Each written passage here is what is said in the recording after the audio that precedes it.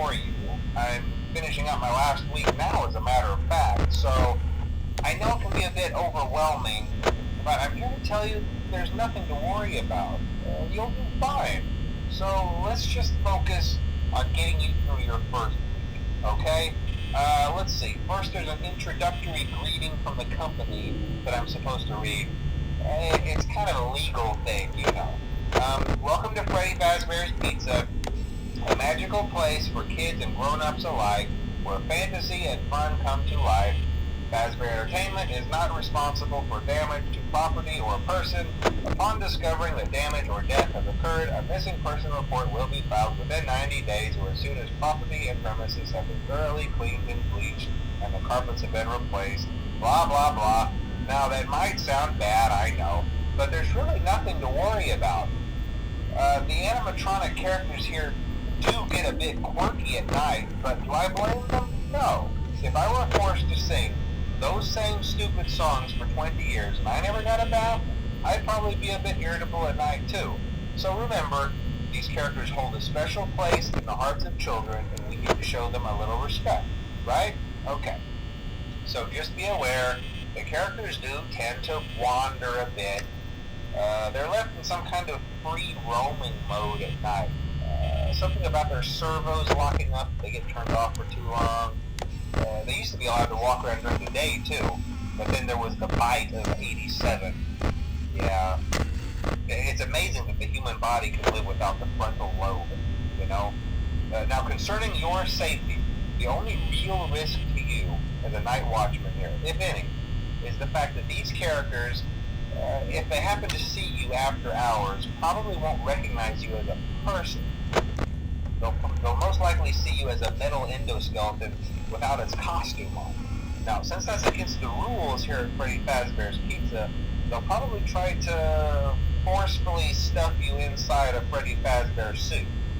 Now, that wouldn't be so bad if the suits themselves weren't filled with cross beams, wires, and animatronic devices, especially around the facial area. So you can imagine how having your head forcibly pressed inside one of those could cause a bit of discomfort and death. The only parts of you that would likely see the light of day again would be your eyeballs and teeth when they pop out the front of the mask. Yeah, they don't tell you these things when you sign up. But hey, first station of the breeze. I'll chat with you tomorrow. Check those cameras and remember to close the doors only if absolutely necessary. Gotta conserve power. Alright, good night.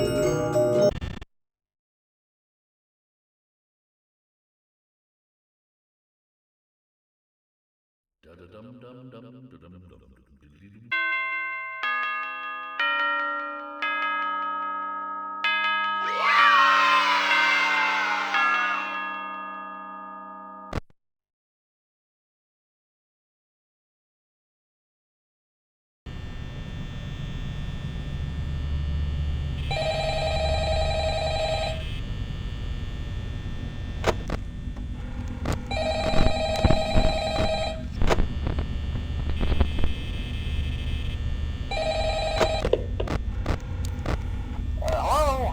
Hello? Well, if you're hearing this and you made it to day 2, congrats. I won't talk quite as long this time since Freddy and his friends tend to become more active as the week progresses. It might be a good idea to peek at those cameras while I talk, just to make sure everyone's in their proper place, you know. Interestingly enough, Freddy himself doesn't come off stage very often. I've heard he becomes a lot more active in the dark, though, so hey, I guess that's one more reason not to run out of power, right? I also want to emphasize the importance of using your door lights. There are blind spots in your camera views, and those blind spots happen to be right outside your doors. So if you can't find something or someone on your cameras, be sure to check the door light.